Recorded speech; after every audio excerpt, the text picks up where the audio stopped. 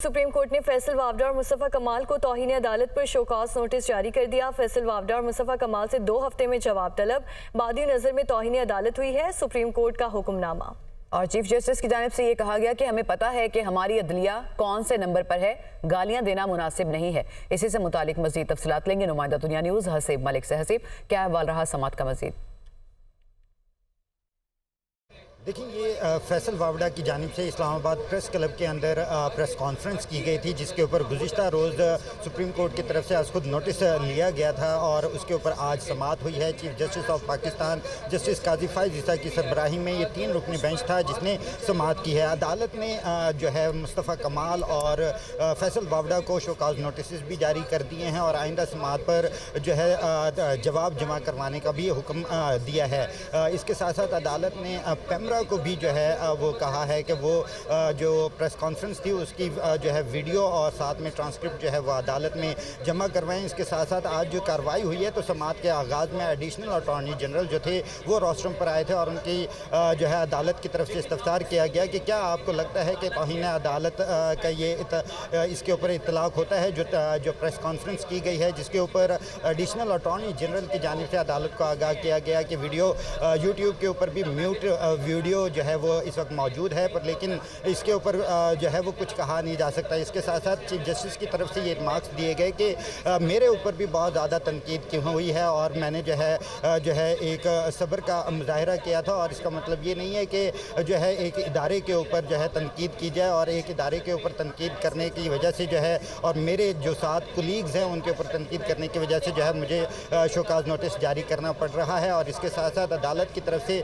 ये भी रिमार्क्स दिए गए कि मुस्तफ़ा कमाल की तरफ से भी 16 मई को जो है प्रेस कॉन्फ्रेंस की गई और उसके अंदर जुल्फ़िकार अली भुट्टो के हवाले से जो है वो बात की गई। तो उसके ऊपर चीफ जस्टिस की तरफ से ये रिमार्क्स दिए गए कि अब जुल्फ़िकार अली भुट्टो को ज़िंदा तो नहीं किया जा सकता। और इसके साथ साथ चीफ जस्टिस की तरफ से ये भी रिमार्क्स दिए गए कि जो हमारे माशरे के अंदर सबसे कमज़ोर शख्स वो होता है जो बंदूक उठाता है, क्योंकि उसके पास दलाइल नहीं होते। इसी तरह जो गालियाँ देता है वो दूसरे नंबर के ऊपर जो है वो कमज़ोर तरीन शख्स होता है, क्योंकि वो दलाइल नहीं दे सकता और दलाइल ना होने की वजह से वो जो है वो ये स्टेप उठाता है। तो अदालत ने कहा कि अगर किसी ने तनकीद करनी है तो वो हमारे सामने आकर तनकीद करे। अदालत ने इसी वजह से फैसल वावडा और मुस्तफ़ा कमाल को तौहीन अदालत के नोटिस जारी कर दिए हैं, जबकि समात को 5 जून तक मुलतवी किया है और जो है फैसल वावडा और मुस्तफ़ा कमाल से जवाब भी तलब कर लिया है। जी सही। हसीब मलिक, आप हमें तफसीलात बता रहे थे। हसीब, अब दोबारा समात जो है वो 5 जून को होगी?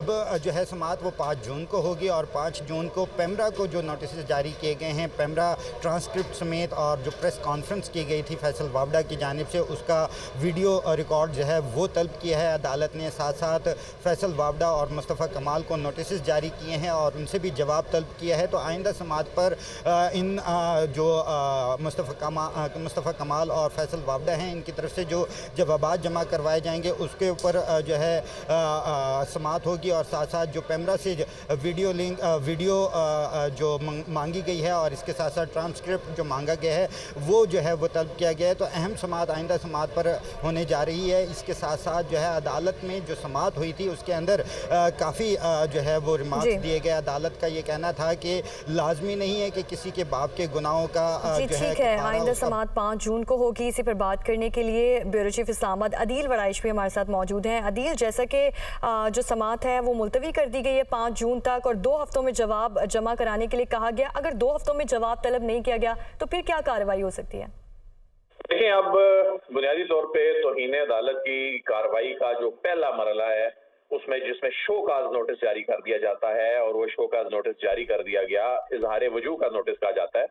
इसमें अगर जवाब ना दिया जाए और अदालत के हुक्म की तामील ना की जाए तो उसमें फिर उसके बाद इसका मतलब है कि दिफा में कहने के लिए जो कंटेमनर है उसके पास कुछ नहीं है और उसके बाद फिर इंडाइटमेंट की जानिब ये मामला जाता है। अब अदालत ने इसको बादी नजर में तौहीन अदालत करार दिया है, लेकिन इसमें जाहिर है एक जो फेयर ट्रायल का जो प्रोसेस होता है तो उसमें ये चूंकि अदालत का खालिस्तान मामला होता है और इसमें अदालत ने उनको बुला के ये मौका दिया है कि वो आकर अपने बयानात की वजाहत करें। और इसमें अदालत ने पैमरा से प्रेस कॉन्फ्रेंसेस की वीडियो रिकॉर्डिंग और ट्रांसक्रिप्ट भी तलब कर लिया, यानी अदालत खुद से एक मरतबा फिर उनका जायजा लेगी। जो अनएडिटेड जो ट्रांसक्रिप्ट भी होगा और जो वीडियो रिकॉर्डिंग्स हैं वो भी मंगवाई जा रही हैं।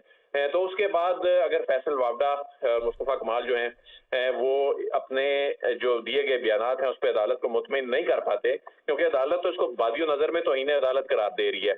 अब उन्हें ये एस्टैब्लिश करना है कि उन्होंने इंस्टीट्यूशन पे हमला नहीं किया, उन्होंने कोई तौहीन अदालत नहीं की, नहीं तो इसका जो कॉन्सिक्वेंस है वो हमने माजी के केसेस में देखा कि ये एक तो ये ज्यादा तवील इस तरह की कार्रवाइयां चलती नहीं है, और उसमें अगर आप अदालत को मुतमिन नहीं करते बल्कि अगर आप कन्फ्रंट करते हैं तो ऐसी सूरत में तौहीन अदालत आइन के आर्टिकल 204 के तहत और जो तौहीन अदालत का जो ऑर्डिनेंस है उसके तहत जब आयद हो जाए तो पार्लियामेंटेरियंस को डिस्क्वालिफिकेशन का सामना करना पड़ता है। और इसकी हमने गुज़िश्ता एक दहाई के दौरान कई मिसालें देखी हैं।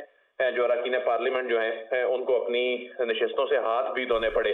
बहरहाल इस केस में जब इस केस की समाअत आज शुरू हुई तो इसमें जो चीफ जस्टिस हैं उन्होंने जो अपने रिमार्क्स दिए, उन्होंने कहा कि ये चूंकि एक इंस्टीट्यूशन का मामला है, ये किसी की ज़ात का मामला नहीं है, और इस मामले को चूंकि जिस तरह हमने कल रिपोर्ट भी किया कि ये मामला बुनियादी तौर पे चीफ जस्टिस ऑफ पाकिस्तान ने सो मोटो नहीं लिया, ये आप सही, अगर अदालत मुतमईन नहीं होती तो मामला नाअहली की तरफ जा सकता है। आप अदील वड़ाइच में ये बता रहे थे, आपका बहुत शुक्रिया। और साथ ही साथ हसीब मलिक ने हमें डिटेल्स फराहम की, आज की समाअत की, आपका भी शुक्रिया।